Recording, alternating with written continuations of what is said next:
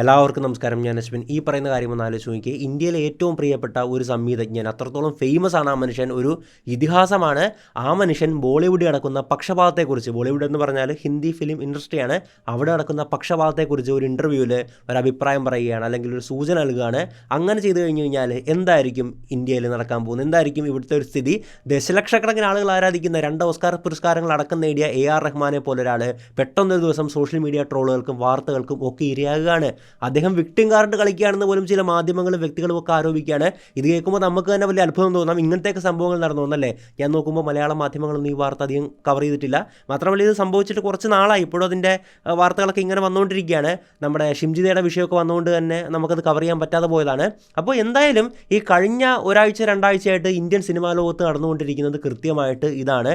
ഇന്നത്തെ വീഡിയോയിൽ നമ്മൾ AR റഹ്മാനെ ചുറ്റിപ്പറ്റിയുള്ള ഈ പുതിയ വിവാദത്തെക്കുറിച്ച് വളരെ ആഴത്തിൽ പരിശോധിക്കുകയാണ്. അദ്ദേഹം കൃത്യമായി എന്താണ് പറഞ്ഞത്, എന്തുകൊണ്ടാണ് അദ്ദേഹത്തിൻ്റെ ഒരു വാക്ക് ഇത്ര വലിയ ബഹളങ്ങൾക്ക് കാരണമായത്, ഇതിനോട് ജനങ്ങളും സഹപ്രവർത്തകരും എങ്ങനെയാണ് പ്രതികരിച്ചത്, ഈ ഒരു സംഭവം മൊത്തത്തിൽ ഇന്ത്യയിലെ വിനോദ മേഖലയെക്കുറിച്ചും ഇപ്പോഴത്തെ രാഷ്ട്രീയ സാഹചര്യങ്ങളെക്കുറിച്ചും എന്താണ് നമ്മളോട് പറയുന്നത്, അവസാനം വരെ കാണുക. കാരണം ഇത് വെറും ഒരു അഭിമുഖത്തിൽ ഒതുങ്ങുന്നതല്ല. ഇതിൻ്റെ അകത്ത് വർഗീയപരമായിട്ടുള്ള വേർതിരിവുകളുണ്ട്, മാധ്യമങ്ങളുടെ അമിതമായിട്ടുള്ള ഇടപെടലുകളുണ്ട്, പഴയ ചില കോപ്പിടി ആരോപണങ്ങൾ അതൊക്കെ പൊങ്ങി വരുന്നുണ്ട്. അങ്ങനെ ഒരുപാട് ഗൗരവമായിട്ടുള്ള പല കാര്യങ്ങളുമുണ്ട്.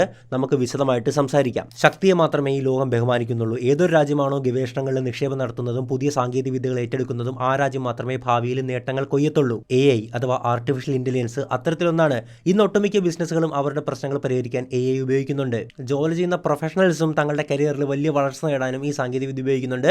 നിങ്ങൾക്കും ഈ AI വിപ്ലവത്തിന്റെ ഭാഗമാകാം. ഇപ്പോഴും വൈകിട്ടില്ല. ഈ വരുന്ന ശനിയാഴ്ചയും ഞായറാഴ്ചയും രാവിലെ 10 മണി മുതൽ വൈകിട്ട് 7 മണി വരെ നടക്കുന്ന 2 ദിവസത്തെ ലൈവ് AI ട്രെയിനിങ്ങിലൂടെ നിങ്ങൾക്ക് ഇത് സാധ്യമാകും. സാധാരണഗതിയിൽ ഈ ട്രെയിനിങ്ങിന് 10,000 രൂപയാണ് വില വരുന്നത്. എന്നാൽ ഞങ്ങളുടെ പാർട്ണറായിട്ടുള്ള ഔട്ട്സ്കിൽ ഇത് നിങ്ങൾക്കായിട്ട് തികച്ച് സൗജന്യമായിട്ടാണ് നൽകുന്നത്. 16 മണിക്കൂർ നീളുന്ന ഈ ട്രെയിനിങ്ങിലൂടെ നിങ്ങൾ പഠിക്കുന്ന എന്തൊക്കെയാണ്, 10ലധികം ടൂളുകൾ ഉപയോഗിച്ച് എങ്ങനെ സ്വന്തമായിട്ട് ഒരു AI ടൂൾ കിറ്റ് നിർമ്മിക്കാം, പ്രോംപ്റ്റ് എഞ്ചിനീയറിംഗിൽ എങ്ങനെ മാസ്റ്റർ ആകാം, കോഡിംഗ് ഒന്നുമില്ലാതെ തന്നെ ആവർത്തിച്ചുള്ള റെപ്പിറ്റേറ്റീവ് ആയിട്ടുള്ള ജോലികൾ എങ്ങനെ ഓട്ടോമേറ്റ് ചെയ്യാം, പ്രൊഫഷണൽ പ്രസന്റേഷൻസ്, ഫോട്ടോസ്, വീഡിയോസ് എന്നിവ എങ്ങനെ തയ്യാറാക്കാം, കൂടാതെ സ്വന്തമായിട്ട് AI ഏജന്റുകളെ എങ്ങനെ വികസിപ്പിക്കാം തുടങ്ങിയ എല്ലാ കാര്യങ്ങളും നിങ്ങൾ പഠിക്കും. ഇതിനോടകം തന്നെ 40ലധികം രാജ്യങ്ങളിൽ നിന്നായിട്ട് 1 കോടിയിലധികം ആൾക്കാർ ഈ ട്രെയിനിങ്ങിൽ പങ്കെടുത്തു കഴിഞ്ഞു. നിങ്ങൾ ഏത് മേഖലയിലുള്ളവരായാലും ഈ ഫ്രീ ട്രെയിനിങ് നിങ്ങൾക്കുള്ളതാണ്. AI കുറിച്ച് കൂടുതൽ മനസ്സിലാക്കാനും നിങ്ങളുടെ കരിയർ മാറ്റിയെടുക്കാനും ഈ ട്രെയിനിങ് അറ്റൻഡ് ചെയ്യാൻ വേണ്ടി താഴെ ഡിസ്ക്രിപ്ഷൻ ബോക്സിൽ ലിങ്ക് കൊടുത്തിട്ടുണ്ട്. അത് ക്ലിക്ക് ചെയ്ത് നിങ്ങൾക്ക് സൈൻ അപ്പ് ചെയ്യാവുന്നതാണ്. തീർത്തും സൗജന്യമാണ്. ഈ അവസരം ഒരിക്കലും മിസ്സാക്കരുത്. വിശദീകരണങ്ങൾ ഒട്ടും തന്നെ ആവശ്യമില്ലാത്ത പേരാണ് AR റഹ്മാൻ. അല്ലെ, എൻ്റെ ചെറുപ്പകാലം മുതലേ ഞാൻ കേൾക്കുന്നൊരു പേരാണ് AR റഹ്മാൻ എന്നുള്ളത്. എണ്ണമറ്റ മറക്കാനാകാത്ത ഗാനങ്ങൾക്ക് പിന്നിലെ ആ മാന്ത്രികൻ ഇന്ത്യയിലെ ഏറ്റവും ആഘോഷിക്കപ്പെടുന്ന സംഗീത സംവിധായകനാണ്. മദ്രാസിലെ മൊസാർട്ട് എന്ന് ലോകം സ്നേഹത്തോടെ വിളിക്കുന്ന അദ്ദേഹം ഓസ്കാർ, ഗ്രാമി, പിന്നെ ഗോൾഡൻ ഗ്ലോബ് തുടങ്ങിയ ലോകത്തിലെ ഏറ്റവും വലിയ പുരസ്കാരങ്ങൾ നേടിയെടുത്തിട്ടുണ്ട്. 2009 സ്ലം ഡോഗ് മില്ലിയണിയർ എന്ന ചിത്രത്തിലെ ജയ്ഹോ എന്ന് പറയുന്ന പാട്ട്, ജയ്ഹോ, അത് നമ്മുടെ ഉള്ളിൽ ഇപ്പോഴും കിടപ്പുണ്ടല്ലേ. ആ പാട്ട് അന്ന് ഇറങ്ങിയതാണ്.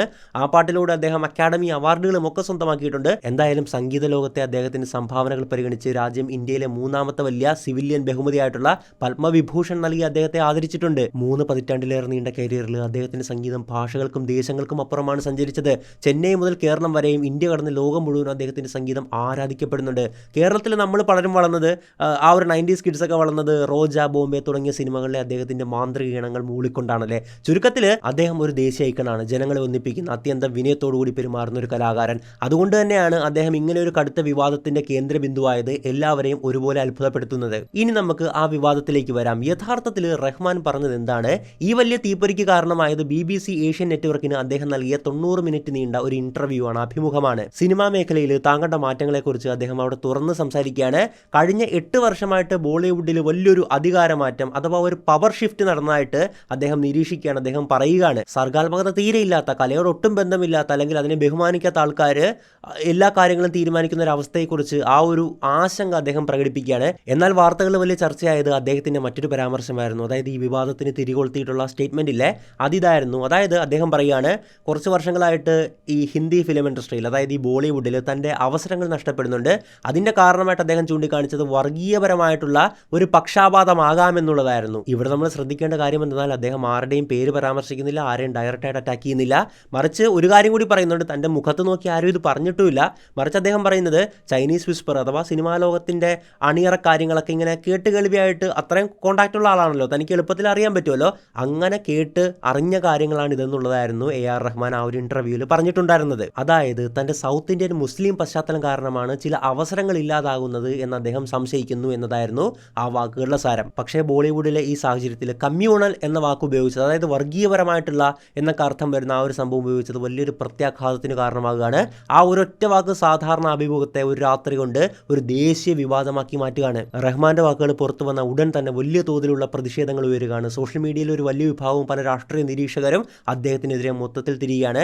പ്രത്യേകിച്ച് വലതുപക്ഷ സംഘടനകളും ഹിന്ദുത്വ അനുകൂലികളുമാണ് അദ്ദേഹത്തെ ആക്രമിച്ചിട്ടുണ്ടായിരുന്നത്. അദ്ദേഹം ബോളിവുഡിന്റെയും ഇന്ത്യയുടെയും പ്രതിച്ഛായ നശിപ്പിക്കുകയാണെന്ന് അവർ ആരോപിക്കുകയാണ്. ചില പ്രമുഖർ അദ്ദേഹത്തിന്റെ ദേശസ്നേഹത്തെ പോലും ചോദ്യം ചെയ്യുകയാണ്. വിശ്വ ഹിന്ദു പരിഷത്തുണ്ടല്ലോ, VHP നേതാവായിട്ടുള്ള വിനോദ് ബൻസാൽ റഹ്മാൻ മാപ്പ് പറയണമെന്ന് പരസ്യമായിട്ട് ആവശ്യപ്പെടുകയാണ്. ഇന്ത്യയിൽ നിന്ന് പ്രശസ്തിയും പണവും സമ്പാദിച്ച് രാജ്യത്തെ അപമാനിക്കാൻ അദ്ദേഹത്തിന് അവകാശമില്ലെന്നായിരുന്നു അവരുടെ വാദം. AR റഹ്മാൻ എന്നുള്ള ഹാഷ്ടാഗ് സോഷ്യൽ മീഡിയയിൽ അത്രത്തോളം ട്രെൻഡിംഗ് ആയി മാറുകയാണ്. പ്രത്യേകിച്ച് X ഉണ്ടല്ലോ, പഴയ ട്വിറ്റർ ഉണ്ടല്ലോ, അതിൻ്റെ അകത്ത് അടിച്ചു നോക്കിയാലും നിങ്ങൾക്ക് ലക്ഷക്കണക്കിന് പോസ്റ്റുകൾ കാണാമായിരുന്നു. അദ്ദേഹത്തെ സപ്പോർട്ട് ചെയ്തുകൊണ്ടും എതിർത്തുകൊണ്ടും വളരെ മോശമായിട്ട് അപമാനിച്ചുകൊണ്ടും ഒക്കെയുള്ള പോസ്റ്റുകൾ നമ്മൾ കാണാമായിരുന്നു. അദ്ദേഹം നന്ദിയില്ലാത്തവനാണെന്ന തരത്തിലൊക്കെയുള്ള ഒരുപാട് പോസ്റ്റുകളും കമൻറ്റുകളും ഒക്കെ ഞാൻ കണ്ടിട്ടുണ്ടായിരുന്നു. ഇനി നമുക്ക് AR റഹ്മാൻ്റെ ഈ പരാമർശത്തോട് സിനിമാ ലോകത്ത് നിന്ന് വന്ന പ്രതികരണങ്ങളെ പറ്റി സംസാരിക്കാം. അതിൻ്റെ അകത്ത് ഏറ്റവും കൂടുതൽ ഞാൻ മാധ്യമങ്ങളൊക്കെ കണ്ടിട്ടുണ്ടായിരുന്നു, അല്ലെങ്കിൽ ഏറ്റവും കൂടുതൽ ഹൈപ്പ് കിട്ടിയൊരു പ്രതികരണം കങ്കണ റണാവത്തിൻ്റെയാണ്. അപ്പോൾ അതൊരുപാട് ആർട്ടിക്കിളുകളിലും ഈ പറഞ്ഞ സോഷ്യൽ മീഡിയയിലും ഒക്കെ കണ്ടിട്ടുണ്ടായിരുന്നു. എന്തായാലും നടി കങ്കണ റഹ്മാനെ പക്ഷപാതപരമായിട്ടുള്ളൊരു മനസ്സുള്ളവനെന്ന് പരസ്യമായിട്ട് വിളിക്കുകയാണ്. മാത്രമല്ല തൻ്റെ എമർജൻസി എന്ന് പറയുന്ന സിനിമയ്ക്ക് സംഗീതം നൽകാനായിട്ട് അദ്ദേഹത്തെ ക്ഷണിച്ചപ്പോൾ അദ്ദേഹം വിസമ്മതിച്ചതായിട്ടും അതൊരു പ്രൊപ്പഗണ്ട സിനിമയായതുകൊണ്ട് താനത് ചെയ്യത്തില്ല എന്നൊക്കെ പറഞ്ഞതായിട്ടും ഈ നടി കങ്കണ പറയുകയാണ്. മാത്രമല്ല റഹ്മാൻ പല കാര്യങ്ങളിലും ചില മുൻവിധികളോടെയാണ് പെരുമാറുന്നതെന്നും അല്ലെങ്കിൽ അദ്ദേഹത്തിന് അങ്ങനെ ഒരു മുൻവിധി ഉണ്ടെന്നും ഒക്കെ കങ്കണ സൂചിപ്പിക്കുകയാണ്. വേറെ ശ്രദ്ധ നേടിയ രണ്ട് അഭിപ്രായങ്ങൾ ഏതാണെന്ന് നോക്കുകയാണെങ്കിൽ ജാവേദ് അക്തറിൻ്റെയും ഷാനിൻ്റെയാണ്. അതായത് ഇതൊരു കമ്മ്യൂണലായിട്ടുള്ള വിഷയമാണല്ലോ, പ്രത്യേകിച്ച് താൻ മുസ്ലിം ആയതുകൊണ്ട് തനിക്ക് അവസരങ്ങൾ നഷ്ടപ്പെടുന്നു എന്നായിരുന്നല്ലോ പറഞ്ഞിട്ടുണ്ടായിരുന്നത്. അപ്പോൾ ഈ ഒരു ഫിലിം ഇൻഡസ്ട്രി തന്നെ വർക്ക് ചെയ്യുന്ന രണ്ട് മുസ്ലിങ്ങളായിട്ടുള്ള ആർട്ടിസ്റ്റുകൾ വന്ന് അഭിപ്രായം പറയുകയാണ്. ഒന്നാമത്തത് പ്രശസ്ത ഗാനരചയിതാവായിട്ടുള്ള ജാവേദ് അക്തർ ആയിരുന്നു. അപ്പോൾ അദ്ദേഹം പറഞ്ഞിട്ടുണ്ടായിരുന്നു തൻ്റെ ദശാബ്ദങ്ങൾ നീണ്ട കരിയറിൽ ഒരിക്കലും ഇത്തരം വർഗീയ വേർതിരിവുകൾ അനുഭവപ്പെട്ടിട്ടില്ലെന്നാണ് പറഞ്ഞത്. ഇനി ഗായകനായിട്ടുള്ള ഷാൻ പറഞ്ഞത് അദ്ദേഹം ഇതിനെ ശക്തമായിട്ട് എതിർക്കുകയാണ്. റഹ്മാൻ അന്താരാഷ്ട്ര തലത്തിൽ തിരക്കുള്ള ആളായതുകൊണ്ടും വലിയ പ്രോജക്റ്റുകളിൽ മാത്രം ശ്രദ്ധിക്കുന്നത് കൊണ്ടുമാകാം പലരും അദ്ദേഹത്തെ സമീപിക്കാത്തത് എന്നതായിരുന്നു ആ ഒരു ഷാനിൻ്റെ നിരീക്ഷണം. ഇനി എഴുത്തുകാരിയായിട്ടുള്ള ശോഭാടെ റഹ്മാന്റെ പരാമർശം അപകടകരമാണെന്നും ബോളിവുഡിൽ മതം നോക്കിയല്ല അവസരം നൽകുന്നതെന്നും NIA വാർത്താ ഏജൻസിയോട് പറയുകയാണ്. അതേസമയം തന്നെ ഫാത്തിമ ഖാനെ പോലെയുള്ള മാധ്യമപ്രവർത്തകർ റഹ്മാനെ പിന്തുണയ്ക്കുകയാണ്. ഒരു ദേശീയ ഐക്കണായിട്ടുള്ള റഹ്മാനെ ഒറ്റ രാത്രി കൊണ്ട് ഒരു ബാഡ് മുസ്ലിം കാറ്റഗറിയിലേക്ക് മാറ്റുന്നത് വളരെ ഭയാനകമായിട്ടുള്ള ഒരു സംഭവമാണെന്ന് അവർ നിരീക്ഷിക്കുകയാണ്. ഒരു സാധാരണ അഭിപ്രായം പറഞ്ഞതിന് ഒരാളെ ഇങ്ങനെ ക്രൂശിക്കുന്നത് ശരിയല്ല എന്നും ഒരുപാട് ആരാധകർ, റഹ്മാന്റെ ആരാധകർ അല്ലെങ്കിൽ ഈ കൃത്യമായിട്ടൊരു പൊളിറ്റിക്കൽ ഒബ്സർവേഷൻ നടത്തുന്ന ആൾക്കാരൊക്കെ വാദിക്കുകയാണ്. എന്തായാലും ഈ വിവാദം വലിയ വിഷയമായപ്പോൾ, പ്രതിഷേധം കനത്തപ്പോൾ റഹ്മാൻ തന്നെ നേരിട്ട് വിശദീകരണമായിട്ട് എത്തുകയാണ്. ഒരു കലാകാരൻ തൻ്റെ സംഗീതത്തിലൂടെ പ്രതികരിക്കുന്നത് പോലെ വളരെ സമാധാനപരമായിട്ടായിരുന്നു അദ്ദേഹം ഇതിനെ നേരിട്ടിട്ടുണ്ടായിരുന്നത്. ഇൻസ്റ്റാഗ്രാമിലൂടെ പുറത്തുവിട്ടൊരു വീഡിയോയിൽ ആ ഒരു വീഡിയോ സന്ദേശത്തിൽ തൻ്റെ വാക്കുകൾ തെറ്റിദ്ധരിക്കപ്പെട്ടതാണെന്ന് അദ്ദേഹം പറയുകയാണ്. ഇന്ത്യ എൻ്റെ പ്രചോദനമാണ്, എൻ്റെ അധ്യാപകനാണ്, എൻ്റെ വീടാണ് എന്ന് അദ്ദേഹം ഉറപ്പിച്ച് പറയുകയാണ്. തൻ്റെ സംഗീതം എപ്പോഴും സംസ്കാരത്തെ ബഹുമാനിക്കാനും ജനങ്ങളെ ഒന്നിപ്പിക്കാനും ആണ് താൻ ഉപയോഗിച്ചിട്ടുള്ളത് എന്ന് അദ്ദേഹം വ്യക്തമാക്കുകയാണ്. താൻ ആരെയും വേദനിപ്പിക്കാൻ ഉദ്ദേശിച്ചിട്ടില്ലെന്നും ആരോടും വിദ്വേഷമില്ലെന്നും അദ്ദേഹം പറയുകയാണ്. തൻ്റെ ലക്ഷ്യം സംഗീതത്തിലൂടെ ജനങ്ങളെ സേവിക്കുക എന്നത് മാത്രമാണെന്ന് അദ്ദേഹം ഓർമ്മപ്പെടുത്തുകയാണ്. താനൊരു ഇന്ത്യക്കാരനായതിൽ അത്രത്തോളം അനുഗ്രഹീതനാണെന്നും ഇന്ത്യയുടെ വൈവിധ്യമാണ് തൻ്റെ സംഗീതത്തിന് കരുത്ത് നൽകുന്നതെന്നും ഒക്കെ അദ്ദേഹം കൂട്ടിച്ചേർക്കുകയാണ്. ഇത് പരോക്ഷമായിട്ടുള്ള ഒരു മാപ്പപേക്ഷ കൂടിയായിരുന്നു. താൻ പറഞ്ഞത് ആളുകൾ ഏറ്റെടുത്ത രീതി തെറ്റാണെന്നും താൻ രാജ്യത്തെ സ്നേഹിക്കുന്നവനാണെന്നും ഒക്കെ അദ്ദേഹം വ്യക്തമാക്കുകയാണ്. അതോടൊപ്പം പ്രധാനമന്ത്രി ശ്രീ നരേന്ദ്രമോദിയോടുള്ള നന്ദിയും വരാനിരിക്കുന്ന രാമായണം എന്ന വലിയ പ്രോജക്റ്റിൽ താൻ ജോലി ചെയ്യുന്ന കാര്യവും ഒക്കെ അദ്ദേഹം സൂചിപ്പിക്കുകയാണ്. ഒരു ഹിന്ദു പുരാണ സിനിമയ്ക്ക് സംഗീതം നൽകുന്നതിലൂടെ താൻ എല്ലാ വിഭാഗങ്ങളെയും സ്നേഹിക്കുന്നു എന്ന് അദ്ദേഹം പറയാതെ പറയുകയായിരുന്നു. ഈ വിശദീകരണം പ്രതിഷേധങ്ങളെ ഒരു പരിധിവരെ ശാന്തമാക്കുകയാണ്. ഈ വിവാദം വലിയൊരു ചർച്ചയ്ക്കാണ് നിലവിൽ വഴി തുറന്നിരിക്കുന്നത്. ബോളിവുഡിൽ ശരിക്കും വർഗീയതയുണ്ടോ എന്നുള്ളൊരു കാര്യം മൊത്തത്തിൽ ചർച്ച ചെയ്യപ്പെടുകയാണ്. റഹ്മാന്റെ പരാമർശം ഒരു കൃത്യമായിട്ടുള്ള സമയത്തായിരുന്നു നമുക്ക് പറയേണ്ടി വരും. കാരണം കഴിഞ്ഞ കുറച്ച് വർഷങ്ങളിലായിട്ട് ബോളിവുഡിൽ വർഗീയ ചേരിത്തിരിവുകൾ പ്രകടമാണെന്നുള്ളത് ഒരുപാട് ചർച്ച ചെയ്യപ്പെടുന്നുണ്ടല്ലേ. ഇപ്പോൾ കാശ്മീർ ഫയൽസ്, കേരള സ്റ്റോറി തുടങ്ങിയ സിനിമകളിൽ മുസ്ലിം വിരുദ്ധത പ്രചരിപ്പിച്ചിരുന്നു എന്നൊക്കെ ഒരുപാട് സംഘടനകളും മറ്റ് വ്യക്തികളും ഒക്കെ ആരോപിച്ചിരുന്നു. അങ്ങനെ ബോളിവുഡ് എന്ന് പറയുന്നത് ഒരു പ്രൊപ്പഗണ്ട ടൈപ്പ് ഫിലിം ഇറക്കുന്ന ഒരു ഫാക്ടറിയായി മാറി എന്നൊക്കെയുള്ള ആരോപണം ഉണ്ടായിരുന്നു കുറച്ച് വർഷങ്ങളായിട്ടല്ലേ. ആ സമയത്താണ് റഹ്മാൻ്റെ ഈ പ്രതികരണം വലിയൊരു കൊടുങ്കാറ്റായി മാറിയിട്ടുണ്ടായിരുന്നത്. റഹ്മാൻ സംവിധാനം നൽകിയ ചാവ എന്ന ചിത്രം ചരിത്രത്തെ ഒരു പ്രത്യേക രീതിയിൽ വളച്ചൊടിച്ച് അവതരിപ്പിച്ചു എന്ന പേരിലൊക്കെ ഒരുപാട് വിമർശിക്കപ്പെട്ടിരുന്നു, ഒരുപാട് ചർച്ചകൾ ഉണ്ടായിരുന്നു അല്ലേ.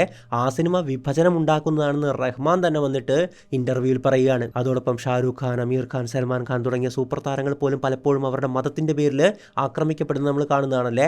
അസഹിഷ്ണുതയെക്കുറിച്ച് സംസാരിച്ചതിന് അമീർ ഖാൻ്റെ സിനിമകൾ ബഹിഷ്കരിക്കാൻ ആഹ്വാനങ്ങൾ, ആ ഒരു സംഭവം ഉണ്ടായത് നമ്മൾ കണ്ടതാണ്. എന്തായാലും സിനിമാ മേഖലയിലെ പലരും ഇന്ന് സ്വയം സെൻസർഷിപ്പ് ഏർപ്പെടുത്തുകയാണ്. തങ്ങൾ പറയുന്നതോ ചെയ്യുന്നതായിട്ടുള്ള കാര്യങ്ങൾ വിവാദമാകുമോ എന്നവർ ഭയപ്പെടുകയാണ്. നടക്കുകയാണ്. ഈ ഭയാനകമായിട്ടുള്ള അന്തരീക്ഷത്തിലാണ് റഹ്മാൻ ഈ ഒരു ഇൻ്റർവ്യൂ നടത്തുന്നതും അദ്ദേഹത്തിൻ്റെ വാക്കുകൾ വലിയ വിവാദമായിട്ട് മാറുന്നതും. ഇതിനിടയിൽ റഹ്മാനെ തളർത്താനായിട്ട് പഴയ ചില കോപ്പിയടി ആരോപണങ്ങളൊക്കെ പൊടിതട്ടിയെടുക്കുകയാണ്. അപ്പോൾ നമ്മൾ നോക്കുകയാണെങ്കിൽ റഹ്മാനെ വളരെയേറെ പോപ്പുലറാക്കിയ ഒരു പാട്ടാണ് റോജയിലെ പുതുവെള്ളയും മഴ എന്ന് പറയുന്നൊരു ഗാനമല്ലേ, അത് കോപ്പിയടിയാണെന്നും പറഞ്ഞായിരുന്നു സ്പ്രെഡായിട്ടുണ്ടായിരുന്നത്.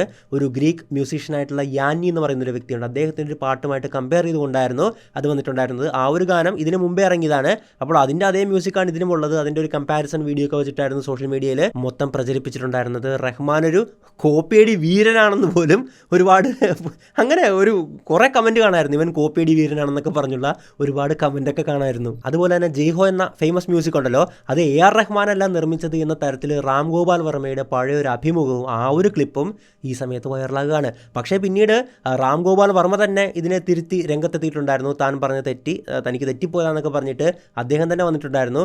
അതൊന്നും ഈ ഷെയർ ചെയ്തവർ കണ്ടില്ല, അവർക്ക് എന്തെങ്കിലും വിവാദം വേണമല്ലോ, അതുകൊണ്ട് ഇതൊക്കെ വൈറലാക്കി വിടുകയാണ്. അദ്ദേഹം തിരുത്തി പറഞ്ഞിട്ടുണ്ടായിരുന്നത് റഹ്മാൻ വലിയൊരു കലാകാരനാണെന്നും തൻ്റെ വാക്കുകൾ വളച്ചൊടിക്കപ്പെട്ടതാണെന്നും ഒക്കെ അദ്ദേഹം വ്യക്തമാക്കുകയാണ്. ഈ വിവാദങ്ങൾ റഹ്മാൻ എന്ന ഇതിഹാസത്തെ ബാധിക്കുന്നില്ലെങ്കിലും ഇന്ത്യയിൽ ഇന്നത്തെ സാംസ്കാരിക സാഹചര്യങ്ങളെക്കുറിച്ചുള്ളൊരു വലിയ സന്ദേശമാണ് നൽകുന്നത്. അത് റഹ്മാൻ ഈ ഒരു കാറ്റഗറിയിലായതുകൊണ്ട് മാത്രമല്ല, ഏത് കാറ്റഗറിയിലുള്ള ഏതൊരാൾ പറഞ്ഞു കഴിഞ്ഞാലും, ഏത് മതത്തിൽപ്പെട്ട ഏത് സംഘടനയിൽപ്പെട്ട ഏതൊരാൾ സമാനമായിട്ടുള്ള ഒരു ആരോപണം ഉന്നയിച്ചു കഴിഞ്ഞാലും വലിയ ആക്രമണം, പ്രത്യേകിച്ച് സൈബർ ആക്രമണമാണ് അവർ നേരിടേണ്ടി വരുന്നത്. ഇത് ഞാൻ AR റഹ്മാൻ്റെ കാര്യത്തിൽ മാത്രം പറഞ്ഞതല്ല, ഇത് ഏതൊരു കമ്മ്യൂണിറ്റിക്കും ഏതൊരു ഗ്രൂപ്പിനും ഏതൊരു റിലീജിയസ് ഗ്രൂപ്പിനും റിലീജിയനും എല്ലാത്തിനും ഇത് ആപ്ലിക്കബിൾ ആണ്. അതായത് കലയെ രാഷ്ട്രീയത്തിൻ്റെയും മതത്തിൻ്റെയും കണ്ണിലൂടെ മാത്രം കാണുന്നത് നമ്മുടെ രാജ്യത്തിൻ്റെ ഐക്യത്തെ തന്നെയാണ് ബാധിക്കാൻ പോകുന്നതല്ലേ. നിങ്ങൾക്ക് എന്താണ് തോന്നുന്നത്? റഹ്മാൻ്റെ വാക്കുകൾ കാര്യമുണ്ട്? ബോളിവുഡിൽ ശരിക്കും വർഗീയത പടരുന്നുണ്ടോ? അതോ മാധ്യമങ്ങളും ട്രോളുകളും ചേർന്ന് ഇതൊരു വലിയ വിവാദമാക്കി മാറ്റിയതാണോ? നിങ്ങളുടെ അഭിപ്രായങ്ങൾ അത് മാന്യമായ ഭാഷയിൽ തീർച്ചയായിട്ടും കമൻറ്റ് ചെയ്യുക. കമൻറ്റ് ബോക്സ് എന്നുള്ളത് നല്ലൊരു ചർച്ചാവേദിയാണ്. മാത്രമല്ല നിങ്ങൾക്ക് വേണ്ട ടോപ്പിക്ക് കമൻറ്റ് ചെയ്ത് കഴിഞ്ഞാൽ ആ ഒരു ടോപ്പിക്കിനെ പറ്റിയിട്ടും ഒക്കെ തന്നെ നമുക്ക് വീഡിയോ ചെയ്യാവുന്നതാണ്. പിന്നെ ഞാൻ തുടക്കത്തിൽ പറഞ്ഞ ഈ ശനി ഞായർ നടക്കുന്ന 16 മണിക്കൂറോളമുള്ള AI ട്രെയിനിങ്ങിനെ പറ്റിയിട്ട്, സൗജന്യ ട്രെയിനിങ്ങിനെ പറ്റിയിട്ട് ഒന്നുകൂടി ഓർമ്മിപ്പിക്കുകയാണ്. AI അല്ല നിങ്ങളുടെ ജോലി കളയാൻ പോകുന്നത്, മറിച്ച് AI ഉപയോഗിക്കാൻ അറിയാവുന്ന ആളുകളായിരിക്കും നിങ്ങളുടെ ജോലി കളയാൻ പോകുന്നത്. അപ്പോൾ തീർച്ചയായിട്ടും അപ്ഡേറ്റഡ് ആയിട്ടിരിക്കുക. ആ ട്രെയിനിങ്ങിന് ജോയിൻ ചെയ്യാനുള്ള ലിങ്ക് ഡിസ്ക്രിപ്ഷൻ ബോക്സിൽ കൊടുത്തിട്ടുണ്ട്, തീർച്ചയായിട്ടും സൈനപ്പ് ചെയ്യുക. അപ്പോൾ മറ്റൊരു വീഡിയോയിൽ മറ്റൊരു നല്ല വിഷയമായിട്ട് നമുക്ക് വീണ്ടും കാണാം. It's me Ashwin Madappally signing out.